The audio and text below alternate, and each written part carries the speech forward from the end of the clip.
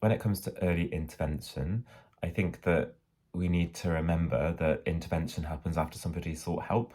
And yes, you want to get somebody to seeking help earlier. That's really important. But for the person who's sat in that particular moment, in that room, clinically with somebody, early intervention is in that moment. In that moment, it's not about how could this person have got to this service sooner because we are where we are. Yes, we do need social media campaigns, education, outreach. But in that actual moment, the only thing that we can do is intervene in that moment. So whether somebody's come a week after they first struggled with, say, an eating disorder, or they come 10 years later since first struggling, early intervention happens in the moment when they've sought help. So in one sense, it doesn't really matter whether somebody's been unwell for 5 minutes or for 5 years.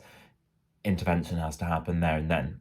So I think we really need to rethink this early intervention idea because at the moment it seems to be that, oh, if somebody is early on in suffering from the condition, then we'll think about intervening early because it's early intervention in the grand scheme of things. And we forget that early intervention can be somebody's been unwell for 20 years, they come and seek help, and we could do something there. Like we could do something now. Early intervention in the moment that somebody's seeking help. It obviously will mean that that person will need something very different. And so we need to have good evidence for what works for who, when, at which different stages of duration of illness. But I think that it's a real mistake to think that early intervention can only happen early on in the course of illness. I think that is really at risk of denying some people the help that they could really actually benefit from.